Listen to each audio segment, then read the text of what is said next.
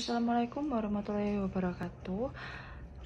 Di sini kami dari kelompok 6 akan mempresentasikan hasil diskusi kami dalam mata kuliah akuntansi keuangan lanjutan 1 dengan bab 6, yaitu membahas tentang intercompany profit transaction dengan fokus plan aset.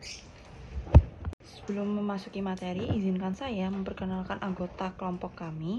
Yang pertama ada Anggi Dwi Rashmawati dengan NPM akhir 078, lalu ada Kenji Akam Aruci dengan NPM akhir 088, lalu ada Angela Rosafin, saya sendiri dengan NPM akhir 231, lalu ada Rido Alam dengan NPM akhir 300, lalu yang terakhir ada Rizky Nasrullah dengan NPM akhir 356. Langsung saja masuk pada pembahasan yang pertama, yaitu mengenai laba antar perusahaan atas plan aset yang tidak dapat disusutkan. Jadi materi ini akan membahas bagaimana sih laba dari transfer tanah antar perusahaan dalam satu grup harus disesuaikan supaya laporan keuangan konsolidasian mencerminkan kondisi yang nyata.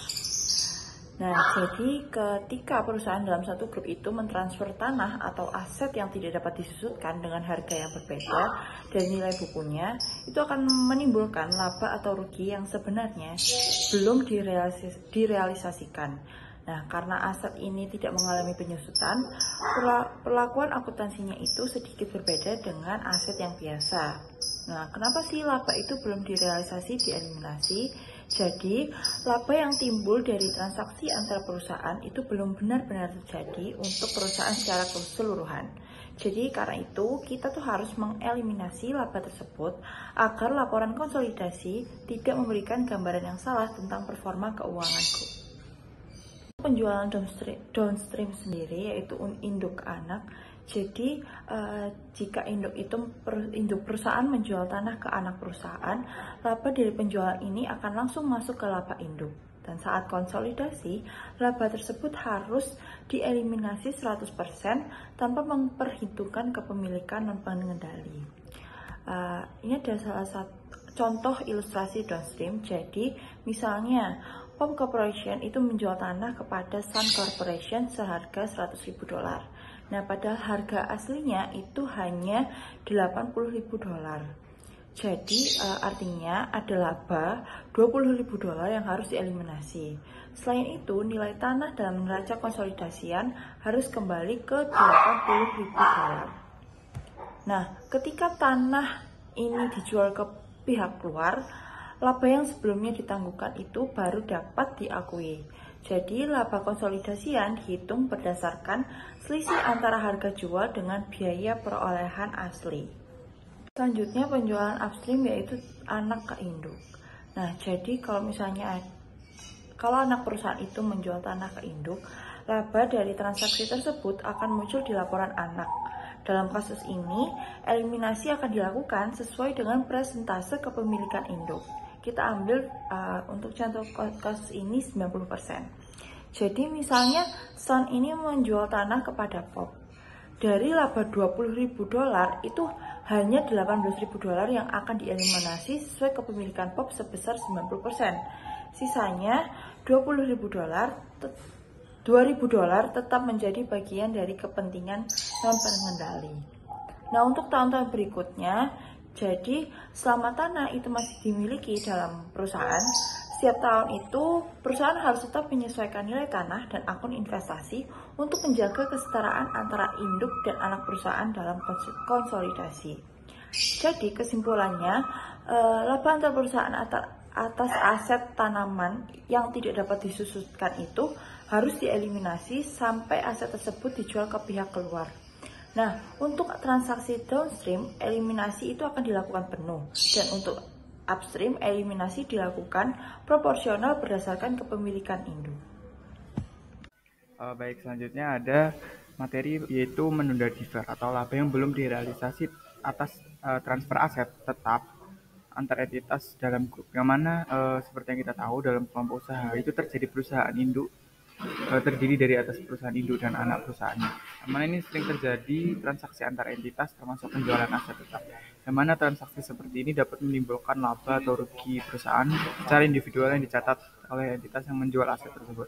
Namun, dari sudut pandang entitas konsolidasi, laba atau rugi ini belum benar-benar direalisasi. Karena apa? Karena masih berada dalam satu grup kelompok usaha yang sama, yang mana laba tersebut disebut sebagai laba yang belum direalisasi atau unrealized gain dan tidak boleh diakui dalam laporan keuangan konsolidasi. Yang oleh karena itu, diperlukan proses penundaan atau deferral dari laba tersebut hingga benar-benar direalisasi melalui penjualan ke pihak eksternal atau melalui proses penyusutan atau depreciation jika aset tersebut digunakan. Selanjutnya, selanjutnya ada konsep penundaan laba antar perusahaan, yang mana apabila aset tetap seperti tanah, bangunan, atau mesin dijual oleh suatu entitas dalam grup kepada entitas lain dalam grup yang sama dengan harga lebih tinggi dari nilai bukunya, seperti materi sebelumnya, maka laba yang akan muncul harus dilaporkan entitas penjual dan tidak mencerminkan laba nyata bagi grup secara keseluruhan karena itu di dalam proses konsolidasi laba tersebut harus dieliminasi yang mana agar laporan keuangan mencerminkan posisi dan kinerja keuangan secara benar dan wajar. Nah, oleh karena itu, proses ini dikenal sebagai defer unrealized profit. Berarti menunda pengakuan laba hingga waktu yang tepat. Yang mana yang pertama ketika aset dijual kepada pihak luar, grup, atau aset disusutkan sampai habis masa manfaatnya oleh pihak pembeli dan oleh pihak pembeli dalam grup. Selanjutnya ada penundaan laba pada penjualan tanah entitas atau plan aset. Sekarang ada contohnya. Yang mana yang pertama itu ada dari kasus downstream dari induk kepada anak. Pop Corporation menjual tanah kepada anak perusahaannya, yaitu Sun Corporation dengan harga $100.000. Nilai buku tanah tersebut adalah sebesar 80.000 dalam pembukuan POP, yang mana terdapat laba sebesar 20.000. Nah, laba ini harus dieliminasi dalam laporan konsolidasi, karena transaksi hanya terjadi antara perusahaan dalam grup. Maka laporan konsolidasinya adalah tanah yang berdasarkan biaya historis yaitu sebesar 80.000, lalu laba sebesar 20.000 ini dihapuskan dari laporan laba rugi, lalu di jurnal dengan nilai eh, di debitnya ada gain on sale of land sebesar 20.000 dan pada kreditnya ada land sebesar 20.000. Nah, yang mana realisasi laba setelah penjualan ke pihak luar ini? Selanjutnya, apabila ada realisasi laba setelah penjualan ke pihak luar, maka jika aset sebelumnya dipindahkan antar perusahaan dalam grup akhirnya dijual kepada pihak eksternal, maka laba yang sebelumnya ditunda itu boleh diakui, yang sebelumnya tadi harus dieliminasi, tapi kalau terjual di luar itu boleh diakui dalam laporan keuangan konsolidasi. Sama seperti bab 5, cuman bedanya ini lebih ke plan aset. Selanjutnya akan dijelaskan oleh rekan saya. Nah, selanjutnya yaitu mengakui laba yang telah direalisasikan dan sebelumnya ditangguhkan atas transfer aset pabrik. Di bagian upstream sales of depreciable plant asset, penjualan aset yang dapat disusutkan dari anak perusahaan ke induk perusahaan menghasilkan keuntungan atau kerugian yang belum direalisasi dalam akun anak perusahaan pada tahun penjualan, kecuali aset tersebut dijual pada nilai buku. Dalam menghitung pendapatan investasi pada tahun penjualan, induk perusahaan menyesuaikan bagiannya dari pendapatan anak perusahaan yang dilaporkan. Untuk yang pertama yaitu keuntungan yang belum direalisasi atas penjualan.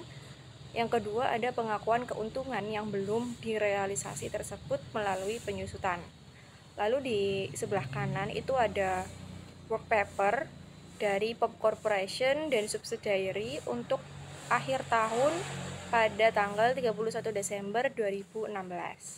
Di mana pada work paper tersebut itu menghilangkan keuntungan dari penjualan tanah dan mengurangi tanah menjadi basis biaya dan menghilangkan pendapatan investasi dan mengurangi akun investasi pada saldo tanggal 1 Januari dan mencatat kepentingan non-pengendali dalam laba anak perusahaan untuk periode berjalan dan menghilangkan ekuitas timbal balik dan jumlah investasi serta menetapkan kepentingan non-pengendalian awal. Subbab selanjutnya yaitu menyesuaikan perhitungan kepentingan non-pengendali atau NCI dalam keberadaan laba antar perusahaan dari transfer aset tetap. Sebelum itu, apa sih transaksi laba antar perusahaan untuk aset tetap? Dalam akuntansi konsolidasi, transaksi laba antar perusahaan itu terjadi ketika satu entitas dalam grup perusahaan yang misalnya anak perusahaan menjual aset kepada entitas lain dalam grup yang sama yaitu misalnya kepada perusahaan induk. Lalu transaksi antar perusahaan itu misalnya penjualan truk antara perusahaan induk dan anak yang menghasilkan laba yang belum terrealisasi karena aset masih dalam grup yang sama. Laba ini harus dieliminasi dalam laporan keuangan konsolidasi. Laba dari penjualan aset antar perusahaan dihilangkan agar tidak mencatat keuntungan fiktif. Lalu penyesuaian aset dan depresiasi, yaitu nilai aset dikembalikan ke biaya asli dan beban depresiasi disesuaikan sesuai dengan biaya tersebut. Lalu laba yang belum terrealisasi diakui bertahap melalui proses depresiasi. Lalu kepentingan NCI, yaitu jika kepemilikan tidak penuh, misalnya 80%, penyesuaian dibuat untuk bagian minoritas 20% dalam laba yang belum terrealisasi. Tujuannya adalah memastikan laporan konsolidasi akurat dan bebas dari laba internal yang belum nyata.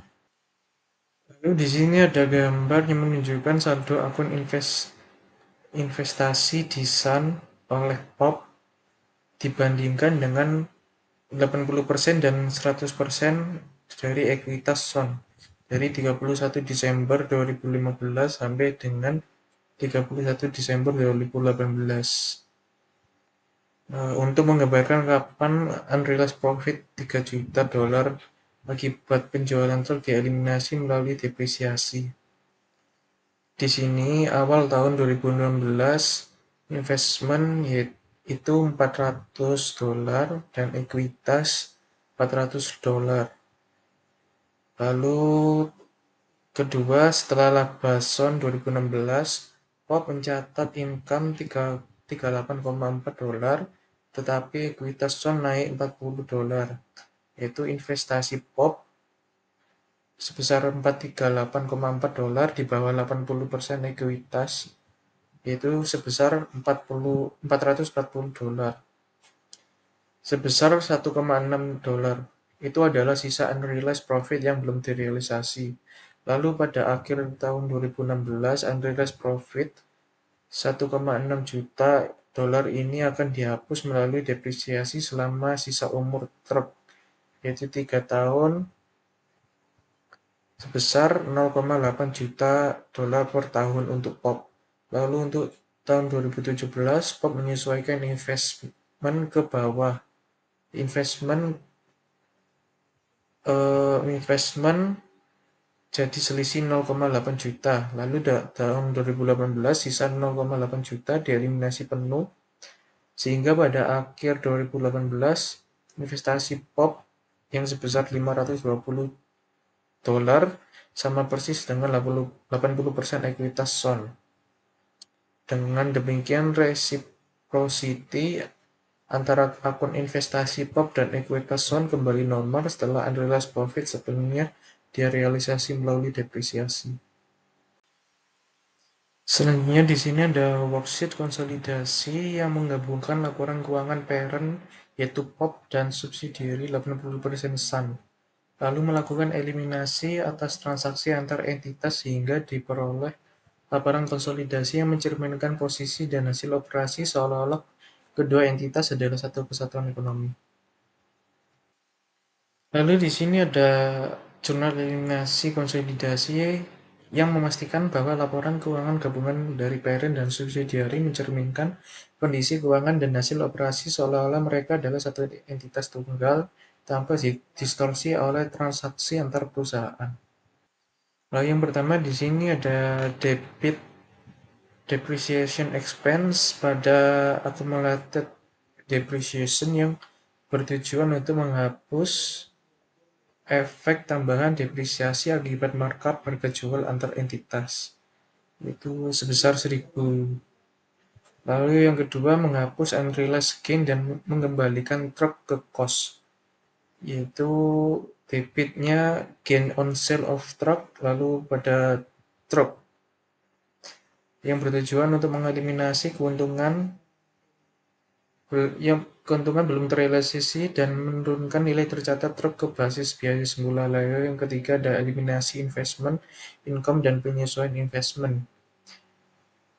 Debitnya adalah income from Sun pada investment in Sun, yang bertujuan untuk menghapus pendapatan investasi yang timbul dari intercompany profit dan menyesuaikan akun investment in Sun. Lalu yang keempat, pengakuan non-controlling interest atas laba subsidiary, yaitu debitnya non-controlling interest income pada non-controlling interest, yang bertujuan mencatat bagian NCI 20% atas laba bersih Sun tahun berjalan. Lalu yang kelima, debit equity of Sun pada investment in Sun dan NCI, yang bertujuan untuk menghapus saldo equity Sun pada 1 Januari investment in Sun dan membentuk saldo awal NCI. Jurnal untuk tahun 2017 yang pertama, koreksi depresiasi, itu menghapus kelebihan depresiasi yang timbul karena markup unrealized pada transaksi antar entitas. Depresiasi tambahan sebesar 1.000 dibalikkan dari beban ke akumulasi depresiasi. Lalu yang kedua, amortisasi dan hapus sisa unrealized gain. Total markup awal yaitu 3.000 telah diamortisasi melalui depresiasi 1.000 pada tahun 2016 dan 1.000 lagi pada tahun 2017.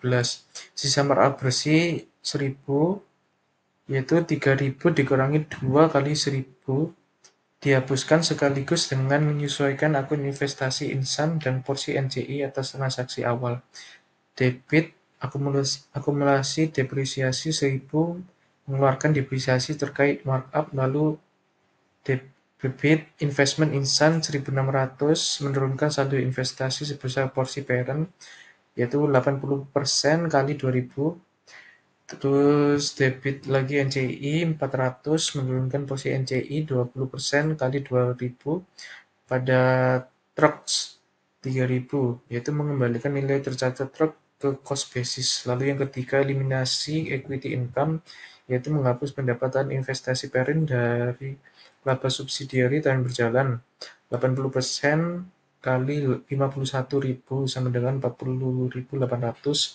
Lalu debit income from subsidiary 40.800 pada investment Insan 40.800. Lalu mencatat bagian NCI atas laba.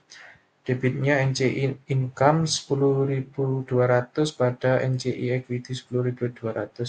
Itu mengakui laba subsidiary yang menjadi hak pemegang saham minoritas 20% kali 51.000 sama dengan 10.200. Lalu yang terakhir, rekonsiliasi awal 1 Januari.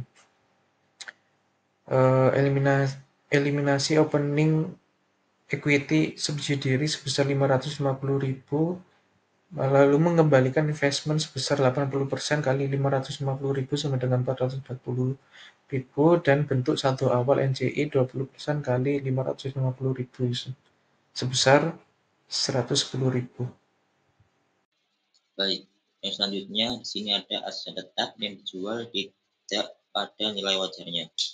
Penjualan aset tetap antar entitas yang dilakukan dengan harga yang berbeda nilai wajarnya itu membutuhkan yang namanya evaluasi khusus untuk memastikan bahwa kerugian yang ditimbulkan itu bukanlah kerugian yang seharusnya sudah diakui di pembukuan sebelum transaksi antar perusahaan terjadi. Misalnya, jika perusahaan induk itu menjual mesin dengan nilai buku 30.000 USD ke anak perusahaan yang dimilikinya sebesar 90%. Nah, dengan harga 20.000 USD, yang itu perlu dipertanyakan berapa nilai wajar mesin tersebut pada saat penjualannya. Sini jika nilai wajarnya memang 20.000 US dollar, maka perusahaan induk seharusnya sudah menurunkan nilai mesin itu di pembukuan sebelum transaksi yang terjadi. Selanjutnya, namun jika nilai wajarnya itu tetap 30.000, tindakan perusahaan induk ditanyakan karena merugikan pemegang saham pengendali dan menguntungkan pemegang saham non-pengendali. Hal ini itu bisa dianggap sebagai pelanggaran amanah oleh manajemen. Nah, hal serupa berlaku juga jika anak perusahaan menjual aset ke induk dengan harga yang lebih rendah dari nilai wajar. Karena persetujuan transaksi itu kemungkinan dilakukan oleh induk yang juga menjabat di anak perusahaan. Baik, selanjutnya di sini ada konsolidasi dengan kerugian dari penjualan antar perusahaan. Prosedur konsolidasi untuk mengeliminasi kerugian untuk perusahaan pada dasarnya sama seperti untuk mengeliminasi keuntungan. Sini contoh, misal sebuah mesin dengan umur manfaat tersisa 5 tahun dijual pada 1 Januari 2016 dari Pop Corporation ke anak perusahaannya Sun Corporation dengan harga 20.000, padahal nilai bukunya itu sebesar 70.000. Selanjutnya terdapat kerugian antar perusahaan sebesar 10.000 yang akan diakui secara bertahap selama 5 tahun. Jika laba bersih Sun untuk tahun 2016 adalah 200.000 dan tidak ada transaksi antara perusahaan lainnya, maka POP mencatat pendapatan investasinya sebagai berikut.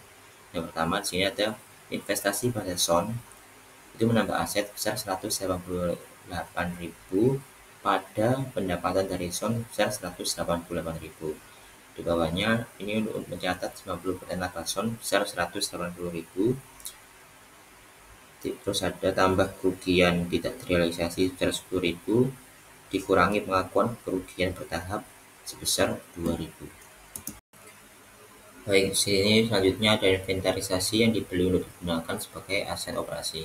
Transaksi aset antar perusahaan tidak selalu dapat dengan mudah masuk ke dalam kategori item inventaris atau aset pabrik. Misalnya item inventaris dapat dijual untuk digunakan dalam operasi aplikasi. Dalam kasus ini, laba kotor atas penjualan akan direalisasikan untuk tujuan laporan konsolidasi saat pembeli mendepresiasi properti. Misalnya di sini ada Pop Company menjual komputer yang diproduksi sendiri karena perusahaannya. Sun Corporation seharga 200.000 dengan biaya produksi sebesar 150.000. Komputer itu memiliki umur manfaat selama 5 tahun dengan metode garis lurus. Nah, dalam laporan keuangan terpisah, penjualan untuk perusahaan itu sebesar 200.000 dicatat oleh POP. Biaya pembelian komputer dicatat Sun sebagai aset tetap, bukan sebagai persediaan. Nah, selanjutnya di sini itu melanjutkan dari slide sebelumnya. Di sini untuk entry work paper konsolidasi tahun penjualan. Tahun penjualan untuk jurnalnya di sini ada penjualan sebesar 200.000 pada biaya penjualan sebesar 150.000, peralatan sebesar 50.000. Ini untuk mencatat menghilangkan penjualan antar perusahaan dan mengurangi biaya penjualan dan peralatan untuk biaya laba kotor masing-masing. Selanjutnya di bawahnya di sini ada akumulasi penyusutan peralatan sebesar 10.000 yang mana ini menambah aset. Terus pada beban penyusutan sebesar 10.000 juga. Nah, untuk menghilangkan penyusutan pada laba kotor dari penjualan itu 50.000 per tahunnya, per 5 tahun. Nah, sini pengakuan sisa laba belum direalisasi itu 40.000 akan terjadi saat Sun menyusutkan komputer dalam 4 tahun berikutnya. Selanjutnya di sini yang di sisi kanan itu pada tahun kedua entry work paper. Untuk jurnalnya di sini ada investasi di Sun yang mana menambah pada aset sebesar 40.000. Terus ada akumulasi penyusutan peralatan menambah aset sini 20.000. Pada peralatan sebesar 50.000 dan beban penyusutan sebesar 10.000. Nah, ini itu untuk mengurangi peralatan ke basis biayanya kepada entitas konsolidasi untuk menghilangkan pengaruh penjualan antar perusahaan dari biaya penyusutan dan akumulasi penyusutan, dan untuk menetapkan resiprositas antar ekuitas awal periode dan jumlah investasi. Untuk entry kertas kerja untuk sisa 3 tahun masa manfaat komputer akan mencakup item debit dan kredit yang sama, tapi debit penyusutan yang terakumulasi akan meningkat sebesar 10.000 pada setiap tahun berikutnya hingga maksimum 50.000. Dan debit untuk investasi di Sun akan berkurang sebesar 10.000 pada setiap tahunnya